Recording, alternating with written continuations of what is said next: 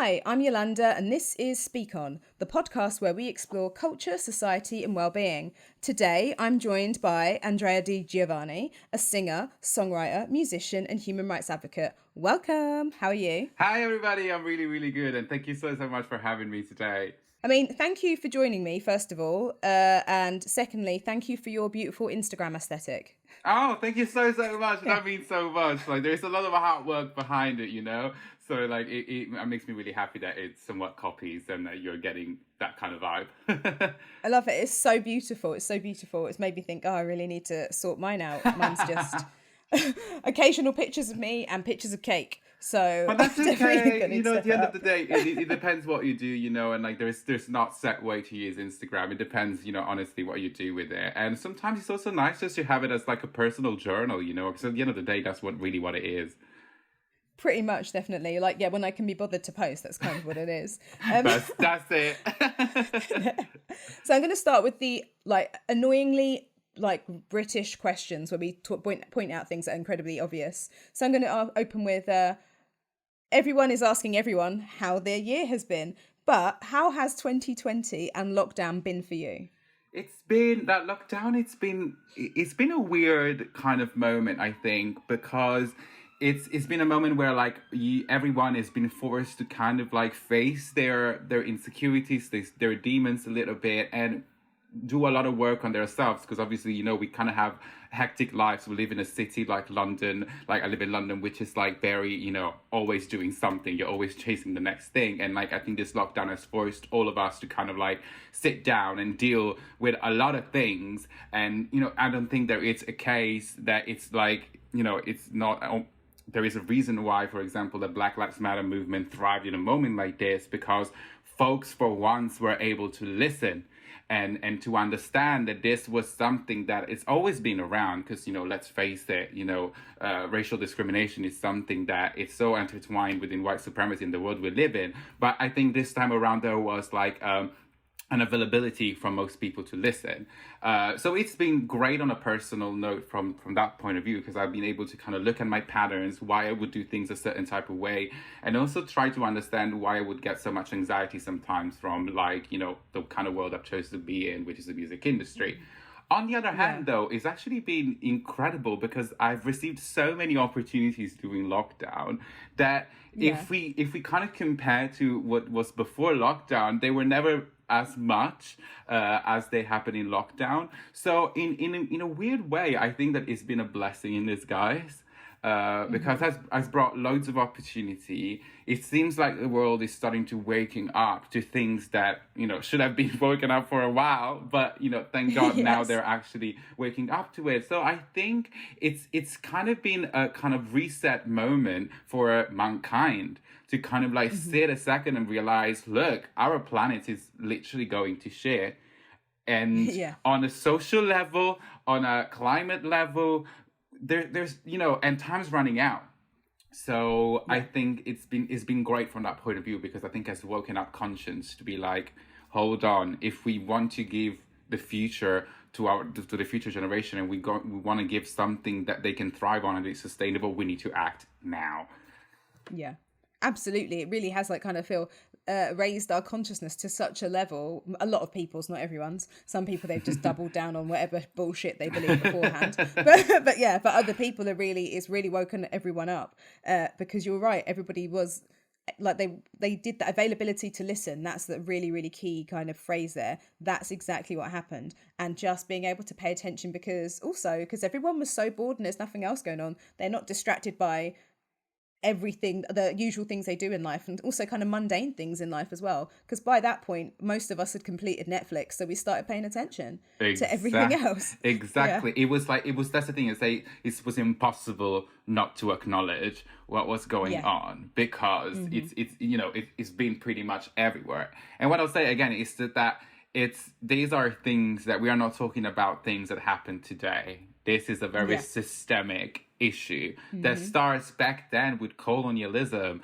And if we go even far back with religion, so these type of ideals have been enforced and have been like taken for granted as like the standard when they were not, because we decided to set them. So I think, and what I love about the younger generations, because I think there's a lot of slander on like younger generations these days, and I think that's ridiculous. Because like what I love about Gen Z are going to save the world. That's what they were going to do, because the difference is, for example, even me, I'm born 1994, so I'm like the previous generation, and I can see that we take it to our head straight away, because we have that kind of our kind of like life has been split between two. So part of our like teenage years grow up like the older generation, so no internet. If you wanted to see a friend, you have to phone him up and like go to him and hang out. No PlayStation, no internet, so there was no way to be connected in that way. And then obviously half of it instead it is that way. So I think we tend to kind of be very in our heads, and we want to make sure that we got everything right before we act. Instead, Gen Z, they just go for it. They just act. And of course, sometimes they might get it wrong, or they might not get the right thing, but they do act. And I think that it's so key, because they don't hold back anymore. They don't have like the second thought that we have as a generation. They just go straight to it. And I think if guided correctly, and I think this is our role, the generation before, that's what we have to do. We have to lead them and guide them towards the better thing to do, but they will do it. They will, they will get things done. In the middle of a pandemic, risking their own life, there was like floods of people supporting finally, I'd say, Black lives and Black trans lives, which, says volumes. And the younger generations are really there to create a future for them, because I think they realize that their future isn't looking bright at the moment, because the people before no one else is caring. No one else is caring. They're not caring enough. Exactly. It's really dismissive, isn't it? It's like they've taken for granted, like older generation, because I'm a millennial, generations above us, they complain a lot about millennials. They complain a lot about Gen Z.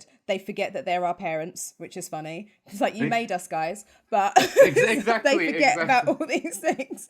Yeah. Exactly.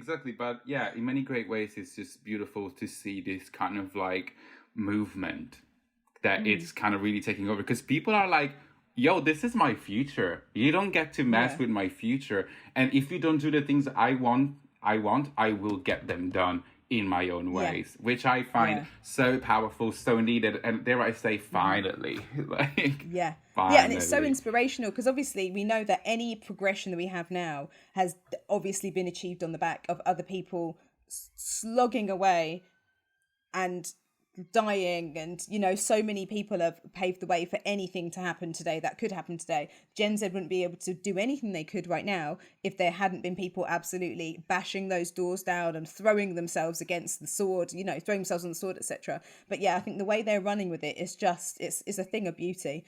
So honestly, the flooding, my favorite part of all that was flooding hateful hashtags with K-pop bands and K-pop music. That was I was like, well, honest, ladies and gentlemen, everyone else, every gender, every person, Gen Z. Boom. Exactly. There you go. There you go. And that's what I love. And they're so quick, which is another thing I absolutely love. They're so quick. It's like, oh yes, you do an hateful ash. Like, try me. Try me. Brilliant. Like, you know what I mean? Like, exactly. That's it. They are literally the try me generation. That's it. They're like, try it, bitch. Yeah, I call them the clap back generations. Like, they're totally the clap back. And I think this is like, is a trend now. Like, people, and I love this because, like, as somebody who's been discriminated a lot and not since the beginning has kind of been able to speak out about these things, because you were afraid. You were like, the systemic oppression that we experienced kind of made us feel like we could never speak up. But now, like, seeing like this new trend and like seeing people saying like, you know what, no, I'm not gonna take this anymore, and I'm actually gonna let you know that what you're doing is absolutely wrong. Now, there is a fine line between accountability and canceling culture that I don't support at all. But accountability, absolutely, you should always be accountable. And if somebody comes at you, have the decency to question why these people are coming at you. And it's not jealousy, it's not like reverse racism, because I heard some of the most incredible bullshit. And like, no, it's just people saying, do better. And everything that you have to do is just say, I'm sorry, I acknowledge that I made a mistake. I will work towards doing better. There is no other response when somebody wants to hold you accountable. That is it. Is acknowledge your mistake. And it's okay. That's the thing. It's like, let's normalize that it's okay to make mistakes. We're human. Yeah. And that's how we learn. So. No one's perfect. It's an imperfect system. It's an imperfect world. But then I think it's those people that really don't want to let go of their power. And because they've been able to just continue with impunity for so long, then when they are questioned, they see it as cancelling, as opposed to, well, actually, people, because I mean, when people talk about cancel culture, I'm always like, I don't know that I believe that it exists in that sense, because really we've always had the right to choose if we like something or not. And this is just choosing to like something or not out loud, and it happens in response to people saying things or doing things out loud. So all it is just the loud response to the loud thing that someone was saying. And it's like, actually, if I want to vote with my feet and say, do you know what, JK, calm the fuck down, just buy a gold desk, I don't know, buy a gold house, just spend your billions, buy some fucking islands, I don't know what really rich people do, and just shut up about trans people. And I'm not going to buy anything else from her. I have that right to say, nah. For me, personally, I'm done. I have a Deathly Hallows tattoo because I love Harry Potter and I'm a geek. But I'm just like, well, actually, I'll keep it, don't get me wrong, but I'm kind of done with JK now. Hun, she's cancelled for me. And if other people choose to do it or not, that's entirely up to them. But it's because I'm like, nah, you've got a platform. You can't just go around saying wild shit. You're not a scientist, hon. Just shut up. No, 100%. No. I completely see your point. Yeah. I think what I mean is, when I say cancel culture, is like what I think that I mean is like allowing people to make a mistake, hold them accountable. Yes. And obviously, depending on the response. I mean, if we mention, as I call her, the transphobe, because I don't even want to mention her name because it's not worth it. Of course, like she's reiterating something, but I also feel that these are hyperbolic statements that she's making just because she ain't selling enough books, and she needs and you know, it's the same thing that happened with Trump. You know, before he got elected, like people gave him too much attention that it ended up being almost like a press campaign for him, and look at the effects.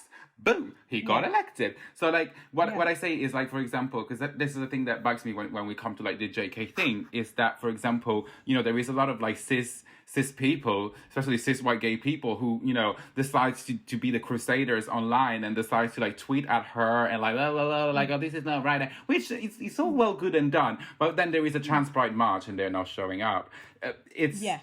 That, for example, creates like a big issue for me, because it's like you cannot pick and choose when you want to support trans people, and you don't have to wait for somebody to say something that is really transphobic for you to like start defending trans people, because like the type of like microaggression, the type of discrimination that our community like experiencing like on an everyday life, and especially Black trans women at the moment, they are the demographic, they are the most killed, the most like violence towards to, and we cannot just, you know, wake up only when there is a person with a platform that it's being transphobic. Like, that's all good and done to kind of like make them accountable. But after a while, I also feel like stop giving her attention, because that's exactly what she wants. She wants the attention. She wants the clout because she's saying those hyperbolic things.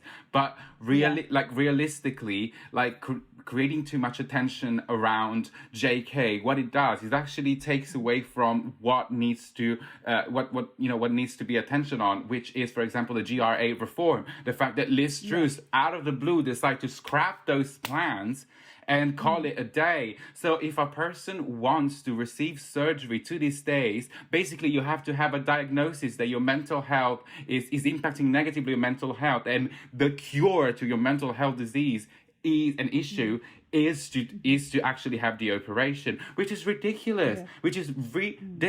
And like, people are not paying attention to these things. Like, these are the things that are actually affecting our everyday life. Now, J.K. Rowling, of course she's problematic and she's being an idiot, and like, you know, bad on her, and I think karma will do its thing at the end of the day, if I'm completely honest. But let's look at realistically what's going on, and you know what has happened with the scrapping of the GRA reform, where 70% of the British public voted in favor of self-identification, and to revert it so abruptly, you know, it creates the problem. And I think, again, it's maybe done with purpose. It wouldn't shock me if it was done with purpose, that JK is saying these things to distract people on her so that the government can do its thing. And people, obviously, we trans people know that the real issue is the GRA reform. Of course, JK, it's an issue in itself, and it's continuing the transphobic rhetoric that in the past 2 years have been spreading all over the British media, because that has to be said as well. So it's not something new for us. Like, I'm waking up, I swear to God, like every day seeing something transphobic. And and I mean, I get that as well it's one of these things as a black person, and as for black people, for trans people, I think, we're talking very much about people opening their eyes and realizing things. This is the year of realizing things, like a la Kylie Jenner. It's that thing where people are starting to understand as well that this kind of discrimination actually affects us while we sleep. Is every waking moment. They think, and I think that's why sometimes there are people, they'll shout online and then they go about their lives because they think that is the only moment that we're being discriminated against. They don't realize that actually it's every single thing. It's every brick in this house. Every brick in this house is that's what's oppressing us. It's not just the sofa. It's not just someone opening the window occasionally shouting something in. It's every brick of that house. And I think that's what people are starting to learn. And I think it's really good to have. That's one of the reasons, I mean, the internet, social media is a double-edged sword. But, on one hand, it allows you to find your community and find your voice and inspire others, etc., and learn from others. But on the other hand, it's also just a dumpster fire sometimes as well. It is. No, 100%. Yeah. You said it really well. I think people are slowly waking up to the idea of intersectionality, which that's the thing, because like a lot of people, we like to box things, just the society we live in likes to box things. So sometimes like being gay, trans and black at the same time is a cross of intersections that is discrimination upon discrimination upon discrimination. And of course, like white people with their fragility and their privilege, they don't see it. They don't see it because they just don't get it. They think, oh, well, of course you get discriminated because you're black. But they don't get the other two types of discrimination that you would get. Because you get discriminated not only for being black by white people, then you're discriminated for being too gay and too femme by black people too. So it's a double discrimination. And I think, like, as you said, like, people are starting to wake up to it. But, like, we are also going towards a moment where I call it gay assimilation. So where basically everything that's gay or lesbian at the moment, it's kind of assimilated. So society thinks, well, you see many gay characters in Netflix series now. You see them on TV, you see them on radio and whatnot. And then all of a sudden you think, well, you don't need pride anymore. Like you're included in this society. Exactly. And then it's like, facts, 72 countries all over the world, it's still illegal. You can get in jail because you're queer. Number 2 is called LGBTQIA+ for a reason. So it's not just lesbian, it's not just the LG type of like league or somewhat of like cult. We are a community. So we cannot say that our work is done here because it isn't. Like queer liberation, it's not gay assimilation. And I think these two things have to be kind of clarified more and more over time, because queer liberation means that we're liberating everyone from oppression and discrimination. Yeah. And at the end of the day, queer liberation also kind of like then goes on to just like an equal opportunities world where we're all human and we all have the same bloody opportunities, no matter our skin color, where we come from, our gender identity, because at the end of the day, these things don't matter and shouldn't matter. But obviously, we live in a society. It does to people. Yeah, and it's wild because I've been talking a lot to like my mum and her friends, and my parents are really open-minded, so it's actually really easy to have conversations with them about anything. My nan she passed away a few years ago, but when I was a little girl, I had a neighbor and he had to flee his country because he's gay. And he lived with his boyfriend next door, and he didn't have, and his main thing was like he doesn't have a mum, and he had to hide his identity. And I wish we'd lost contact with him over the years, which is such a shame because he was amazing, and he used to babysit me all the time. And people would say stuff to my mum and my nan, why are you letting him babysit her? And my nan was like, mind your business. And she was like, you don't have a mum, it's fine, I'll be your mum. That's it. Because my nan was a Christian, and for her it wasn't about all these weird social construct parts of everything. It was just about loving and accepting people. So she was like, so what if he's gay? She used to use different words then, because, you know, back in the day they didn't all have the right words. But she was like, but I don't care that he is. She was like, I love him. Like, God told me to love people, Jesus told me to love people, so I do. So I don't understand. She never understood anything outside of that. So when I was younger, it was just normal. It was around me, and it was just not a big deal at all. So yeah, it's that thing of, I think very much, so much of life and people's responses can be split into a few categories. One is just don't be a dick. Just accept things. Just accept things and get over it. The other one is mind your fucking business. And the other one is just be nice. Just be decent. Just be decent. Exactly. That's it. They're the things. And I think that there's so much misunderstanding about gender and pronouns. And when I've spoken to my mum's friends, not all of them. I mean, to be fair, they're not rude or anything. They just don't understand it. And they keep, one of them actually said something really interesting. And they were like, I don't get it, because I'm a woman and I don't want anyone else saying anything otherwise. And I was like, no one is. Stop making it about you. Much like we don't want white people to center themselves in racism and on how they are so nice to people. Don't center yourself in someone else's gender. It's none of your business. Can I get an amen? Like, honestly, like, it's literally this. And I think most of it is fear. And because, like, that's the thing, like, people live much more comfortably in fear because they can shift the blame onto somebody else. And then all of a sudden it's this really weird dynamic whether all of a sudden, like, they become the victim. Yeah. Like, all of it, like, their fragility brings it to me. So like, weird. So, like, I am the victim. It's like, hun, what? Like, what? Like, what are you doing? This is not true. Like, and you deep down, you know that. Because that's the thing, is like, deep down, you know that. And it's, it's absolutely mental to me. And I think I think also another thing that has to be said is about building bridges. And I think, and I'm a firm believer of that. I think my perspective really changed, especially in the recent times. But, like, let's build bridges with the outside world more so than gates to keep. Because at the end of the day, I think that besides what we see in the media portraits, which is a very specific picture, it's a very kind of fearful environment that they want to, like, keep on plugging, because, again, keeping people on the fear thing, it's easier to control them.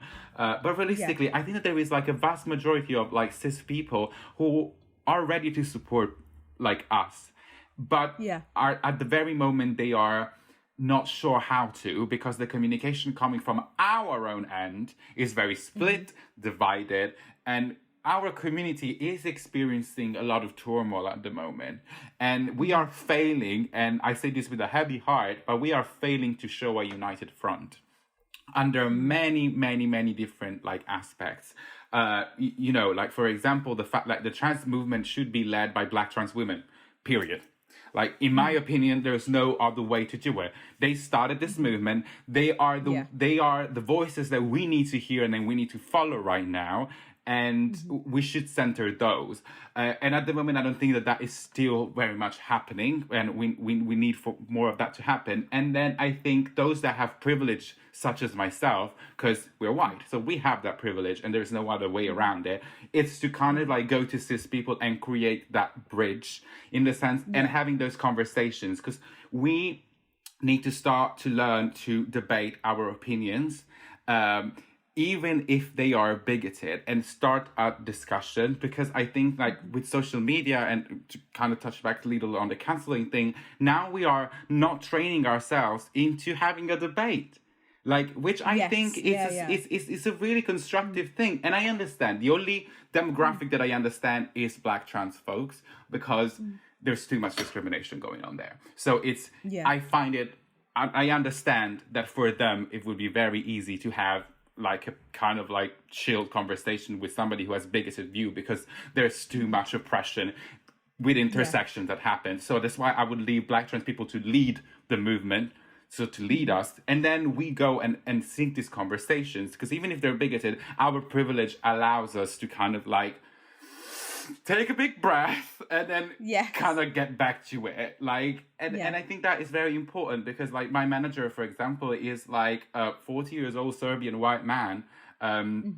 obviously straight as hell, but he, like, just being next to me, through my example, through many discussions and conversations that we have, and we don't think eye to eye on every single thing, but what we see eye to eye, and where I think he kind of had the realization, is that we are all humans.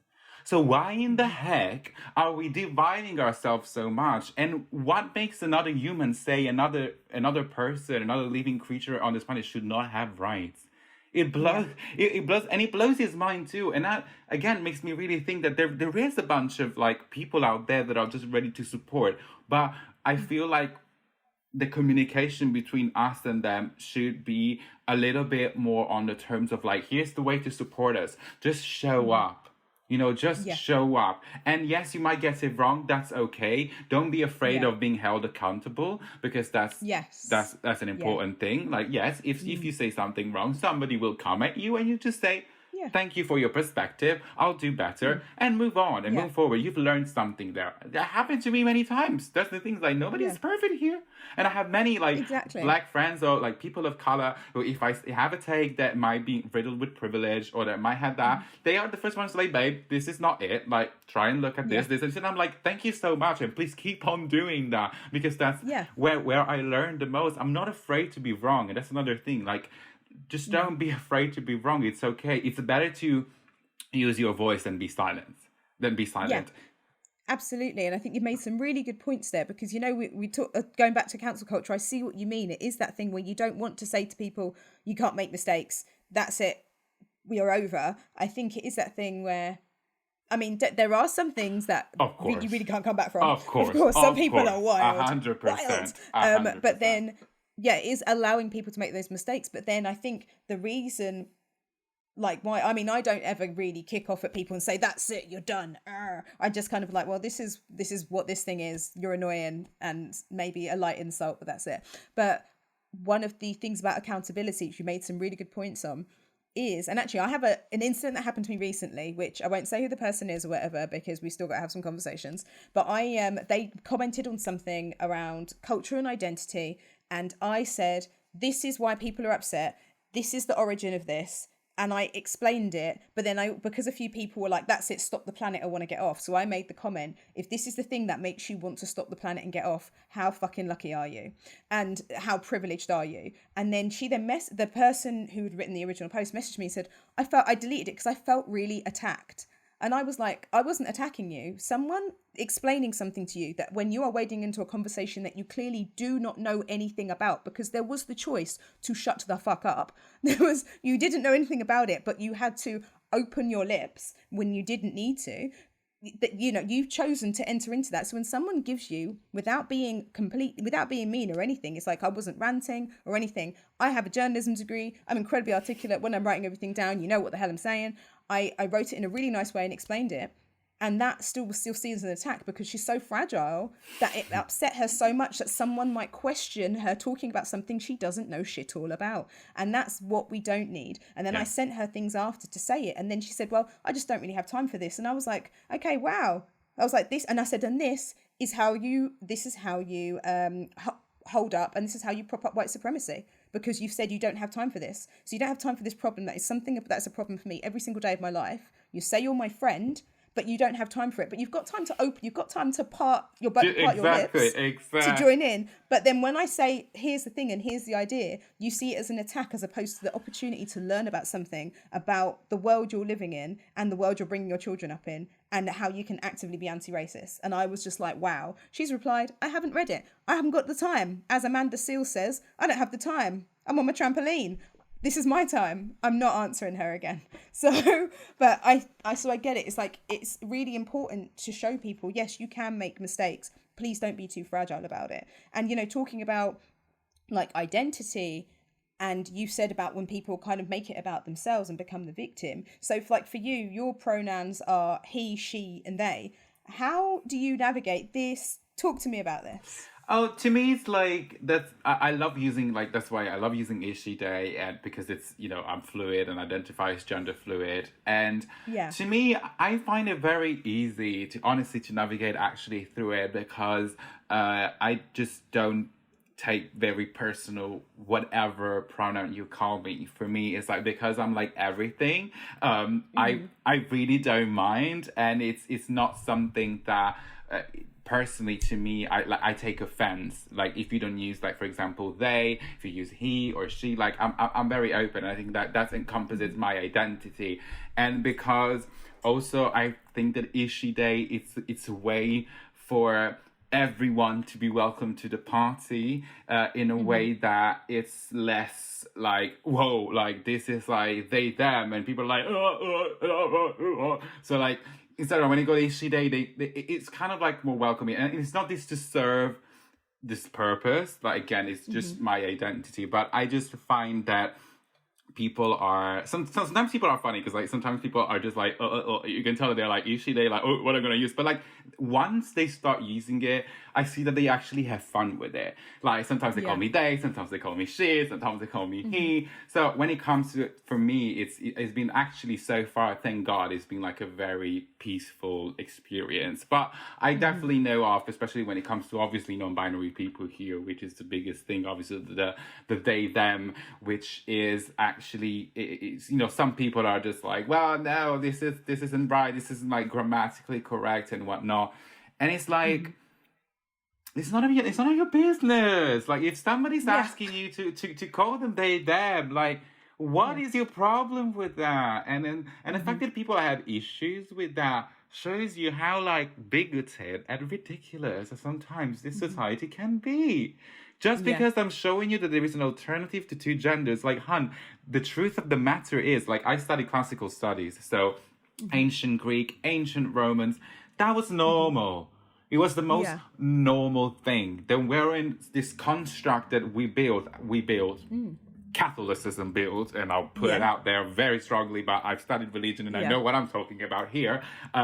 Catholicism, because it came through and because a lot of people actually don't know this, but they burned the Library of Alexandria, which contained the history of mankind up until then. And it had so much gender non-conforming history in there. And it was wiped out because considered heretic. And they do clean slate. And what did they do? They kind of had the most patriarchal system ever. I mean, the Father, the Son, and the Holy Spirit. The woman was a little like tool there just to give birth to the baby Jesus, and then she can just literally fuck off. Yeah. Like Mary Magdalene was a hoe. Apparently, poor thing. Like she just always remember her as a hoe. Well, maybe Jesus Christ just wanted to mingle with her, at the end of the day. So everything that is centered around this patriarchal system that we have has been built by religion.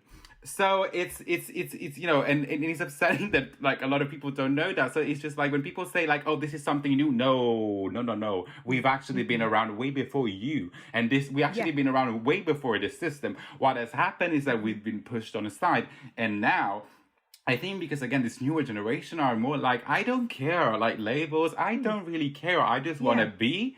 And I want to be happy, and I want to be socially aware, and I want to make this world equal. So people are like, do you know what? Like, if you want to be called they, them, so what? What is your like issue with it? And like, and I had this constant conversation with my mom, for example. My mom is hugely Catholic, and though she's accepted my, my queerness in some types of way, at least relating to my sexuality, she still struggles when it comes to gender identity because she's a good old Christian lady, and she said, no, you're a man, and therefore you're a man. And that's the thing is like, because they're so brainwashed by that, and at the end of the day, like she's kind of like criticizing me for certain things. But when I say that you are choosing to believe the words that somebody transcribed, calling it Jesus Christ, and like also Transcribed from where? As well. I have a whole thing about religion. Yeah, no, a vision. Where? A vision. Apparently a vision. Exactly, yeah. So maybe they did People some, can't like, see it, but we're doing so many like bunny ears right now. I know, like, and it's just like, I don't know, he might, like, had a little bit of weed or LSD, and he went on a trip and decided that he saw Jesus Christ, which, fair enough. But then, like, you know what I mean? There is all these moral codes attached to it, and she still cannot get it. Though I find very funny that when she experienced it, she gets it. When it's about tearing down constructs in her head, that's harder. And I think that's also a way forward when it comes to trans people. I think that our biggest battle should be tearing down societal construct, because we build them, so we can redefine them. Instead, when it comes to biology and all of that, sadly, that's a game that has been played by the system, as I call them, for quite a long time. So try to win a game that they have been upholding for such a long time is a battle lost in the beginning. They will always uphold that, because, there's a very interesting things. For example, like, I read this really great book called Testosterone Rex by Cordelia Fox, and it shows how the whole idea that the man is the macho hunting and the woman is taking care of the family, it's also a lie, because it's based on an experiment. It's based only on the 2 batch of this experiment. Like, this experiment had 4 batches, and they chose the first 2 to support a patriarchal scheme. But they forget to say that, for example, in many animals, is the man taking care of the kids and is the woman hunting. In many animal species, the man is just there to give birth, and it's useless. The woman does everything. So, and also, for example, why don't we say that in prehistoric times, the men were doing graffiti, right? So while the men were being the artists, who was hunting? The woman. But we don't say that. We don't say that because we have to uphold the idea that the woman is at home looking at the kids, being the good wife. And do you know what I mean? So there's a lot of this that has been literally, like, hidden just to prove a point.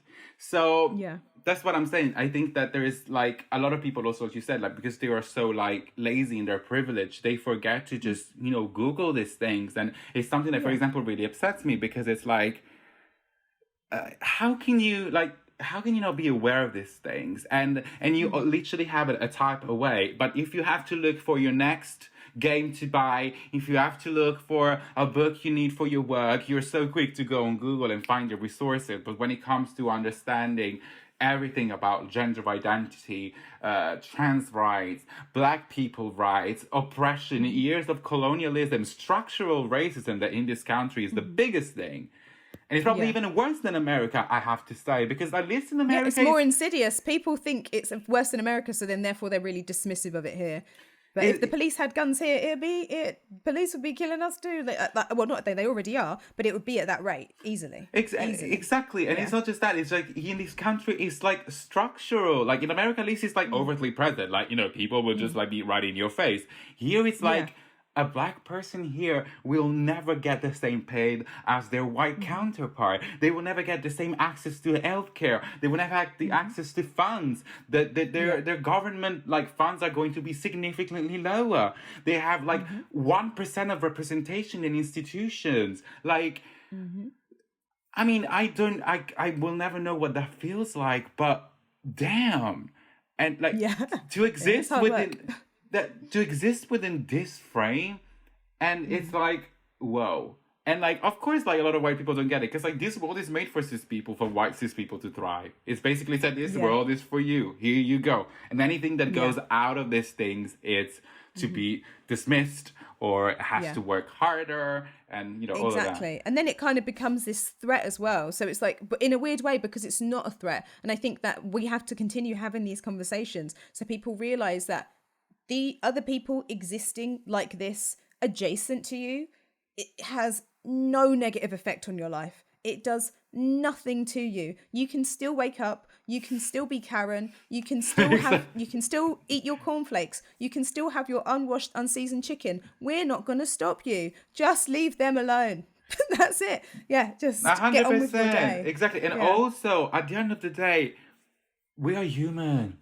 We are all similar. We go through similar things. And it's like, what's the fuss with dividing us?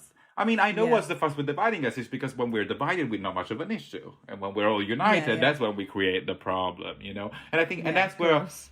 I really would love to see our communities and in general, just mankind and society go towards like these politicians are doing nothing for any of us, maybe 1% of the richest, but you know, they're not, you know, included in this Yeah. equation anyway, because they're Yeah. fucking somewhere like drinking their like expensive tea in their expensive mansion somewhere in like Surrey or forgotten Christ know where. Or actually, or in Islington near where I live near a ton of MPs. Like there you go. Like do you know? Dominic Cummings lives near me. Oh God. And I like, do you know, only realised that when the I was walking around my area, and when he went, you know, when he was going about with the rounds, you know, when he was driving everywhere when no one should be going anywhere, and there were press all over the place, and then someone spray painted on the Sainsbury's near my house. It's like a lot of expletives about Dominic. And I was like, whoa, okay. That's how I found out he lived near me.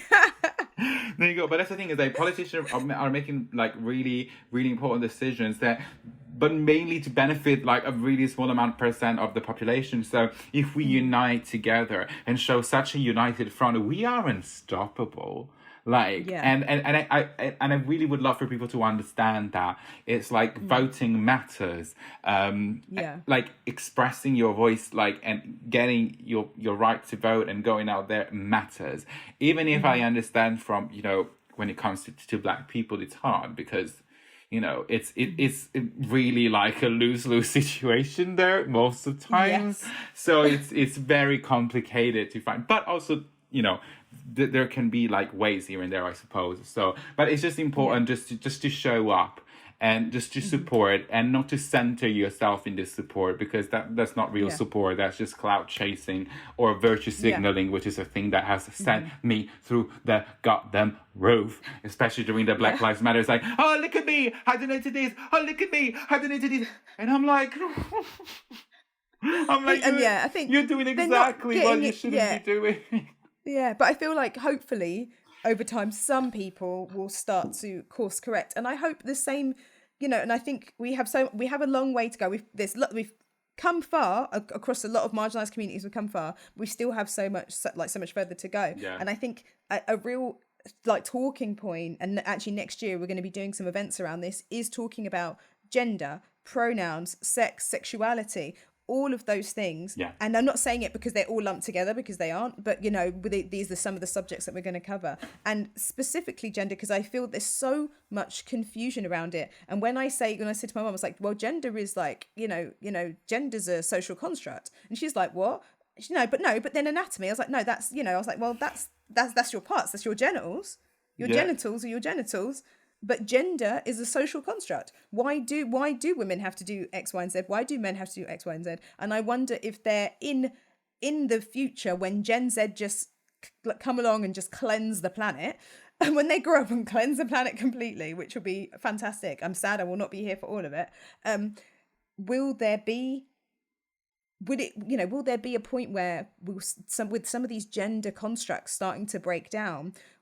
I wonder if we'd even need to have any conversations about pronouns, because would they exist as much if we just didn't give a shit about your gender? Would that matter? What impact would that have on people who are trans? What impact would that have on all these different communities? It would be interesting. What do you think about that? What do you think we need? What's the next step? I think I'm trying to ask, what do you think the next step is for us in terms of teaching people about gender and pronouns, etc.? I mean, what you just said really rings a bell, and it's something that actually I've spoken in a recent conversation that I had with my manager, is that at the end of the day, once we tear down societal constructs, everything else will follow, because we are not going to be so fixated on genitals anymore. Because once you tear that down, people are like, you know, who cares? Like, you know, nobody goes around asking, hey, you know, what's your genitals? Like, nobody does that. It will be like weird as hell. And I don't think that people will do that. But I think tearing down construct is really the next big thing that we've got to do. And it's also because it benefits everybody.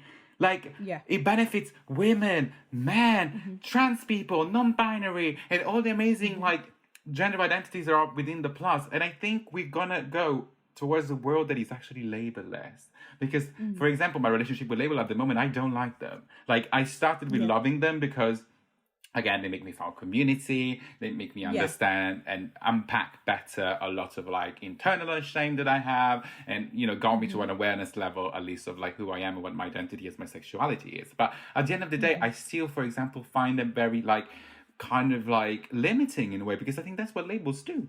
Labels are tend to kind of isolate, limit, and, you know, separate at the end of the day. But and we are humans, like, and that's the thing that links us all together. And actually, we are much more similar than we are led to believe. Yeah. You know, things that are very, like, for example, I said this to my mom, and I think I used this kind of like comparison, and my mom like was mind blown. And I was just like, you see, asexual people, for example, and monks. I was like, they're similar people. They just do it for different reasons, but the core of it is the same thing. Yeah, yeah. So really why a monk it's okay, and then asexual people you start to have issues? It's the same thing. They're just, one does it for, you know, celibacy, Jesus Christ, finding their own kind of thing, and that's one does it simply because they don't find connection or they don't fulfill their soul that way. So they just don't do sexual stuff, and they get filled by emotions, by, you know, a bunch of like spirituality as well. So it's like, boom. So how different we really are. The issue is the naming, is the label. You read asexual and you're like, absolutely. Does not, like, asexual does not have a sex. What does that mean? Boo, boo, boo. And and you kind of start to go crazy. But then when I tell you a monk, you get it straight away. You don't question why a monk is, you know, doesn't have sex and feeds himself spiritedly and lives in the middle of the woods, like doing like very basic chores. We don't question that, you know. So then, do you know what I mean? So like, and I think that goes for many things. It's the same thing with like trans women and the whole like beyond me silly issues of the toilets. Now, number one, if a man wants to rape you, he will rape you anyway. It's not a sign. He doesn't need to put on a dress to do so. No one needs to put on a dress to do that. The history of the world has proven this. Right? So number one, so that point already falls, because if somebody wants to be violent towards you, a door and a sign ain't gonna stop him. Like, they'll rock up as themselves. Exactly, they actually would rock up as themselves much more easily. Number two, when you go in your little cubicle to pee, it's not like you're leaving the door open and you say, everybody look at me pee, babes. No, you don't do that. So like, first of all, so mind your fucking business. So like, it's not as if like genitals will be visible, because they just normally don't. Number three, because of like obviously like anatomy, a trans woman will actually be slightly physically stronger, and will actually if anything happens, would actually probably be of help right than not. So 1, 2, 3, your point does not stand a chance. It does not make a single sense. So weird, the things that people attach to. The only thing, do you know, me and my friend were talking about this the other day, and one thing that we realized was in America, it's a real big thing about mixed toilets, whereas obviously, you know, we live in London, there isn't huge amounts of real estate space. So when you go to restaurants, members clubs, anything like that, the toilets are mixed anyway. Because they don't have the room to add more toilets to the building, and you just get on with it, don't you? But we were discussing this, and when in America, when you do have cubicles, because they have a safety thing for no reason, which I think is wild, they have that big gap in the door, and apparently it's for safety. And I'm like, but even though you can see over the cubicle and under the cubicle, for some reason they put a gap in the door, so blatantly you can just see someone just on the toilet. And that's the only place where I'm like, if you have more of an issue with it, maybe that's why. But even then, it's not going to stop someone of the same gender that's attracted to you staring at you if they're going to stare at you. I just think they just need to scrap those toilets. I just want to put that out there. No more gaps in the doors. That's why. Yeah, that's weird. That's weird anyway. That's the thing. Weird, but it's like if you go to like LAX, or you know, you go to various airports, any restaurants, etc., they do have, and it's like I put my coat over it, because I'm like, this is weird. I can literally see the person at the sink. washing their hands, and I can see the makeup on their face, so they can definitely see my vagine. So exactly, yeah. Exactly. That. But there you go. But that's the thing. I think like that's just not necessarily related to this issue. It's just like No, in general, exactly. you don't want to have. But that's the only people counterpoint yeah. that I can even think of that people Yeah. would have and would be more attached to. But then that is just like, well, it's just lobby for doors that shut.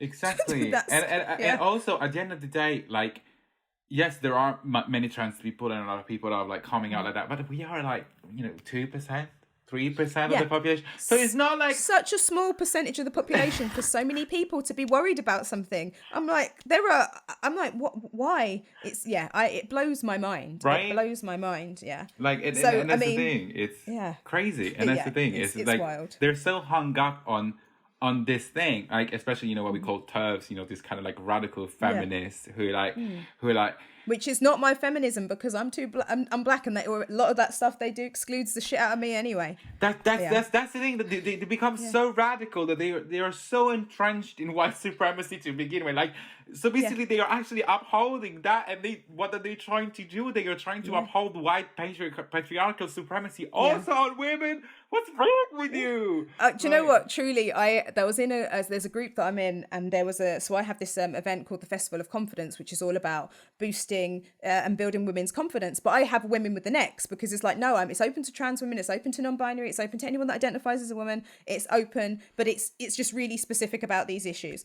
And it's it's just the big thing. It's just positivity. And when I posted in a group, someone took it upon themselves to tell me they didn't like the X, and I explained what it was for, and I was like, so it shows that it's an inclusionary space for black women, it shows it's inclusionary space for trans women, etc. Because there's lots of times where I won't go to things because I know that if I'm the only black woman there, that someone's going to do something cray. That is, someone's going to do something that's going to piss me off that day. Trigger, yeah. So, and it's so annoying. So that's why I did that. And then once then literally all these women, they end up attacking me, even though and I'm using the word attacking because it was genuinely, the moderator had to come in and tell everybody to shut it down and kick some people out of the group. It was wild. And I said nothing at all that was derogatory. But one of them really wanted to say, we're just standing on the shoulders of the women that came before us, and I know that you're young and you don't realize it. And I was like, one, you were telling someone whose great grandma was a slave, and also you are telling someone who is almost 40. I just look really young, bitch. So it's just like, she was trying to age me as a young person. I'm like, and I looked at her age, I was 2 years younger than her. She just had a harder life than me. So clearly. how about that?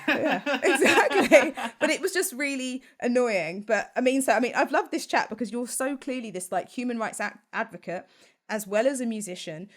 Do you, you're really vocal. Do you express this in your music as well? Because I know there's a few songs that you've got where you really talk about particular issues. Like, where do you get your inspo for creation when it comes to music? So definitely, especially in the past material that I've done, there's definitely like accents to that. Especially my last EP, which is called Permission. I had a couple of songs. Yeah. So one is Bang, that is basically a celebration, like just like a celebration of like just be yourself, be with your friend, run the town with a bang, and just be confident. And then there is another song called Forbidden Love, which is a song about queer love in Russia, and so I kind of like. So it was at the time where it became like public knowledge about the Chechnya purges, and so a lot of like queer people being killed, like a la Hitler, sadly, very concentration camps and very things like this. So I wanted to kind of like try and put like a highlight on that through music, and then in the bridge of that song, I sampled the 1973 speech by Sylvia Rivera, which is one of the foremothers of Stonewall. Where she's basically addressing the gay community, saying, we get beat up and raped in the streets, we get jailed, and you don't give a fuck. Do you know what it feels like to be beaten up and raped? And it was like, and these speeches, and I don't want to do that. And it was the 50 years of Stonewall, just to remember that trans people founded the gay rights movement. What they call the gay rights movement, which I hate because I think gay rights shouldn't be used. It's queer rights. It's not gay rights. It's not just gay. It's queer rights. Started the queer liberation movement. And we end up 50 years after that we have like only like white gays and lesbians running the community. So we kind of like reclaim that. So, and then coming back to my music, most of my inspiration, it comes from my real life and my real life experiences, especially with my recent project. I have an upcoming album coming called Rebel. Yep. And Rebel, yep. I dropped 3 singles. One was last Friday called Another Story. And basically it talks about like relationship, and it's kind of like a softer side to me, and like how I experience like emotions and stuff like that. But there is one track that is very politically charged, which is the track that gives the name to the album, which is called Rebel.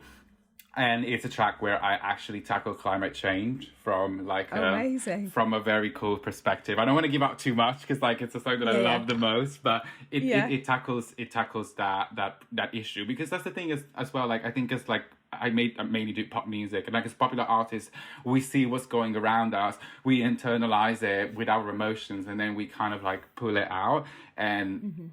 Which reflects our thing. But most of my thing when it comes to my music comes from like my emotions and my experiences that I go through every single day of my life, really. But definitely that the identity thing was more expressed definitely in my previous EP Permission, where it was like a galore of my identity. I was just like, well, fuck y'all, this is me, and like this is like me going for it and not caring, and I'm doing my thing in a way that is just me, and I truly don't care about what should be or shouldn't be. This is just me. Yeah, I love it. I mean, I absolutely love the EP Permission, and I love Bang, and I'm like, okay, so I'm free on Friday, so on Friday do I spend the day doing a dance reel to Bang, or a fashion one, or my very own like RuPaul Drag Race catwalk? I don't know. I maybe all 3 of those things, because that's what that song makes me feel I want to do. I don't want to, like, you know, I'm not the kind of person that, I'm too old for TikTok. I don't really do that kind of thing. But now I'm just like, never too old. But this song has made me think, maybe I do. Maybe I should do that. And you should. Yes. I'm all down for that. Because that song lends itself to it. You need to start this challenge. It needs to be a Bang challenge. Yeah. Whether it's dance, everything. It needs to be out there, because I absolutely bloody love that song. And it's amazing as well, because on that EP, you've got Bang, which is all about identity, and then you've got Permission. You're talking about consent, and you're talking about all these serious things. It's like, did your music start from this place when you were younger, or was it an evolution to get here? I think it was definitely like an evolution. Like when I started, very first time, it was kind of like very like ballads, and again like very talking about like my emotions, because that's the thing is like always been like a very shy kid, and growing up in Italy, obviously like my identity and my sexuality was a big deal. So it's always been kind of like my way of expressing my words and talking to people, really, because I think that's been one of my biggest means. But obviously being in London and experiencing the queer community, getting to know many queer people and many different stories, that's where I kind of embraced my identity as well. And I think it was like a natural progression where I got to a point where I was just like, I want to talk about these things in my own way, but I find them like important, like consent and stuff, especially within the queer community, because like it's not just a thing with women. It's sexual assault is sadly actually a very common thing within the queer community. So I wanted to like, the whole message within Permission is have fun, but make sure that I give you permission. You know, because at the end of the day, it's a mutual fun thing when I'm okay with it. And I think it's also important to have this type of conversation. For example, I do whenever I have like a sexual encounter with somebody, talking is very important. Like, letting your partner know that, what you like, what you don't like, when you're feeling comfortable, when you're not feeling comfortable, and you should be able to stop at any single time you want, because it's, the kind of repercussions that something like this can have on your mental health and your overall persona, they can be huge. So it's important that, yes, as queer people, we are very sexual, and we are kind of like very like about that, especially because it kind of like entangles with our identity and sexuality and whatnot. But nevertheless, consent should always be there in any type of relationship and within any type of gender's identity. Like, you have to be okay with everything that's happening, and if you're not, you should be able to stop, change it, do something about it. Yeah. And also, if everyone is enthusiastically consenting, it makes it better. Exactly. The whole thing is so much more hard. Yeah. Exactly. Because you just want everybody to have a good time. Yeah, exactly. So Rebel's coming out soon. How are you going to launch that? Because obviously now we can't, unless you have a launch party of 6 people, like how are you planning to like launch that? How are you getting it out there?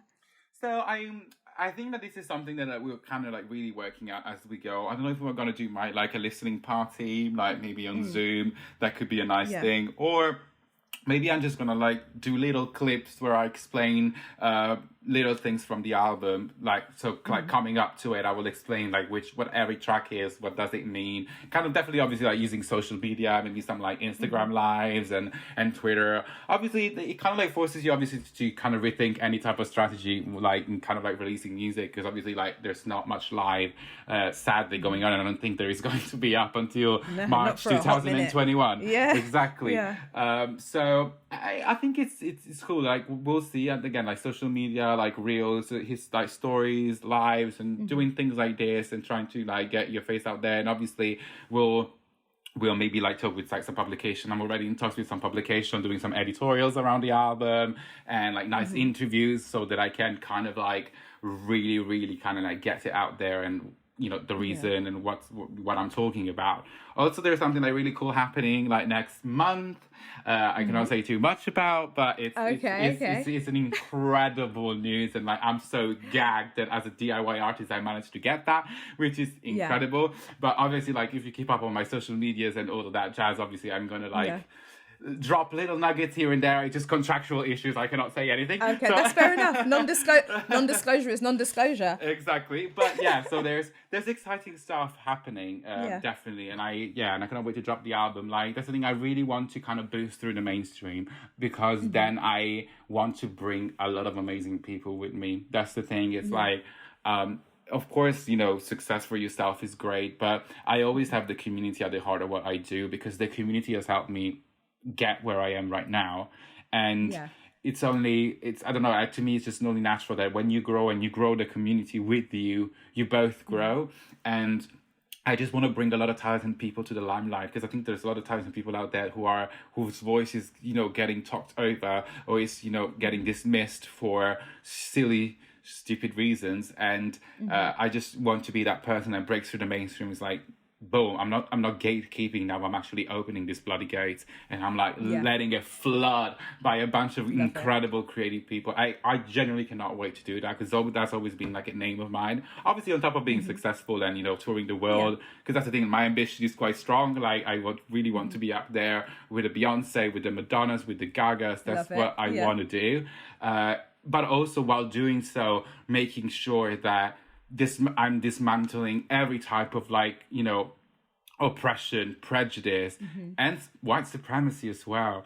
Showcasing out there that listening to Black people is key. It's so key, because I've learned so much. Like I'm kind of having a somewhat of like situationship, as how I call them, with like this person, which is actually from America, and is a Black transgender non-conforming person. And just by listening to them and their experience and how they internalize things, like has making me learn so much, and also made me see how much of the way that we think is entangled with our own privilege.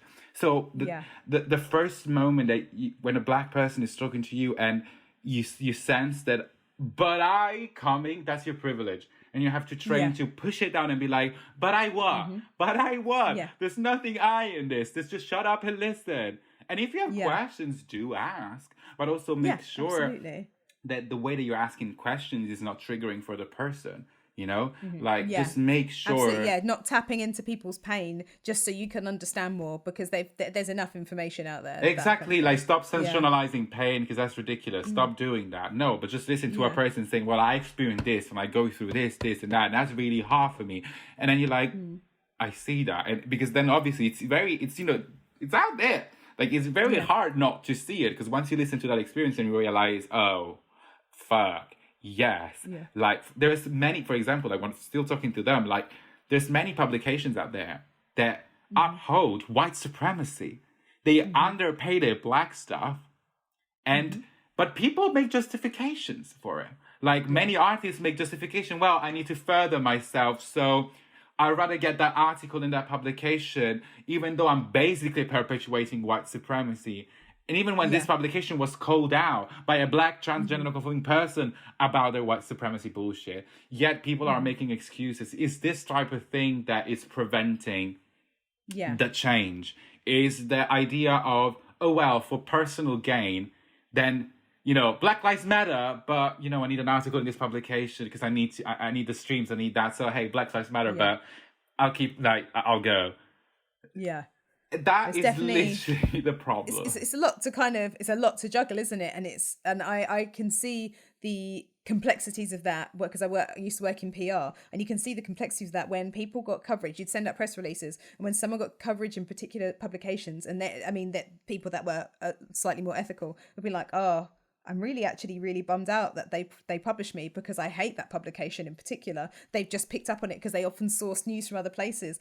But then, there were some people who are like, oh yeah, we know what they're like, but we know they've got huge readership and we just want to do X, Y, and Z.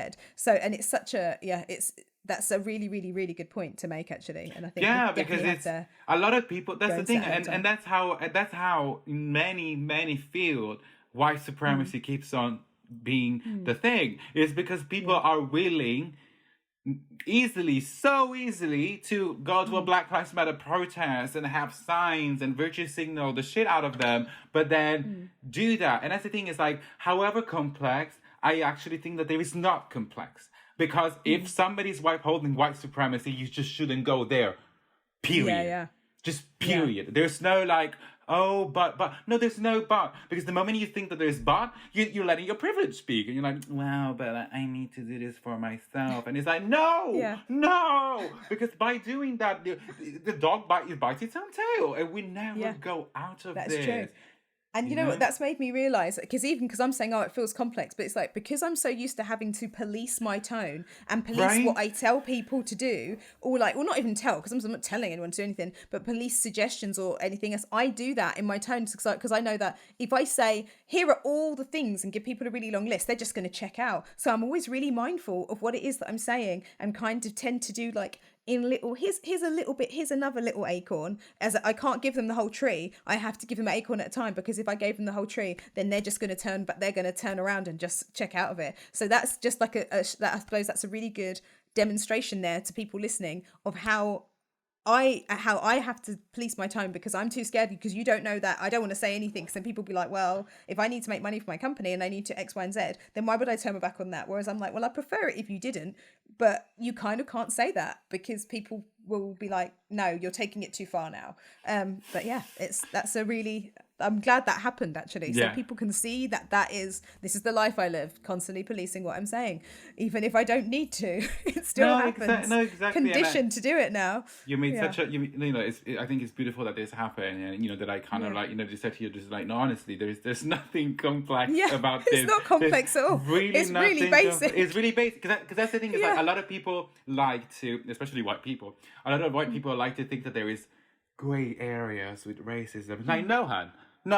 There ain't no grey area. You for it or against it. Yeah. There is there isn't an in between. There's no no man's land here. There's no purgatory in this space. At all. Like, you can say like, well, Black Lives Matter, but yes, white supremacy. No. You just no. So it's, you're either against it or you're for it. And I think it's about time that people stop making justifications to work with white supremacists just to advance their career. Or if you do that, know that you're a white supremacist. Like, call a spade a spade. Like, don't try and sell me your, but I'm an advocate. I'm a pretty good girl on Instagram. Like, using like, you know what I mean? Yeah. No, don't do that. You're a white supremacist who stops holding that system for themselves so that you can further yourself at the expense of black folks. You know, like, and it has to be said, because I don't think we're saying it. And, I've learned this like fairly recently, because before I was ready to go to that publication after I spoke to the same person who called them out. And, this person really said to me, like, I saw the change in their face, and they were like, oh, really? Like, there you go. And like, they told me off. And I felt like a piece of shit. Like, and that's what I was. And like, that's exactly what I was, because I was acting like a piece of shit, because I was just like ready to invalidate this person's experience, which was very real, to better myself. Yeah. And I think, you're in an industry where you can express yourself, and it's so lovely talking to you, because you express yourself so clearly, you're so passionate, and you're in this industry where you can do that through music and art and songwriting and expression and performance.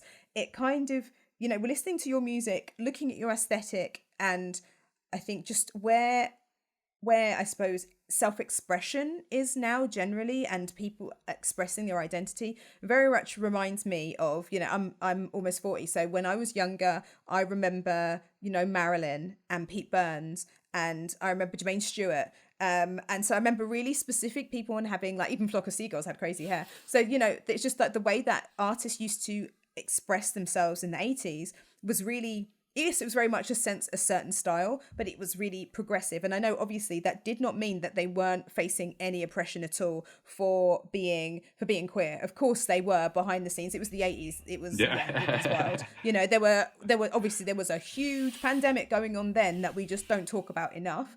And so they had their own, definitely had their own, not even issues. That was just a fucking huge issue, wasn't it? And facing almost like a genocide, basically. Yeah.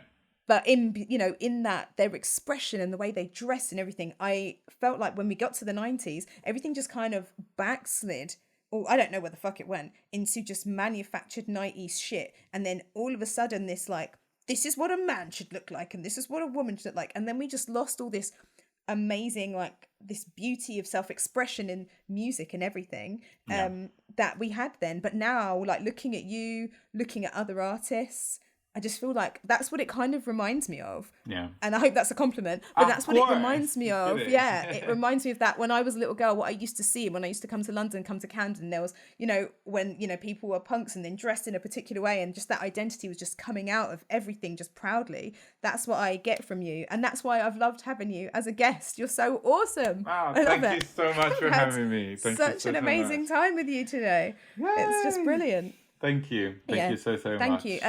Where would you like to be found on social and like on online? Tell us where people can find you. So I'm mostly active on Instagram and Twitter. So on Instagram is Andrea Di Giovanni, and on Twitter is Andrea D, so without the I, so just Di Giovanni. But you can just like type my name and I'll be one of the first ones to come out. I'm also obviously on YouTube because I'm about to like release a video now. I have my YouTube Vivo as well, which is Andrea Di Giovanni Vivo.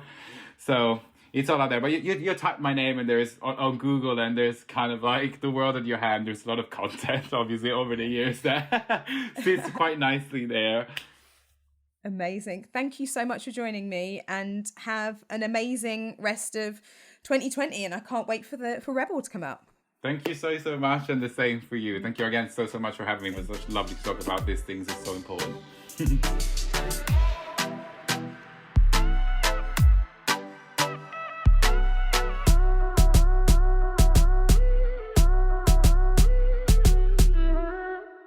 Thank you for listening to Speak On. Make sure you like, subscribe, and share with your friends, family, co-workers, strangers in the street. To find out more about us, including our upcoming events, head over to Instagram, instagram.com/speakon_. Bye!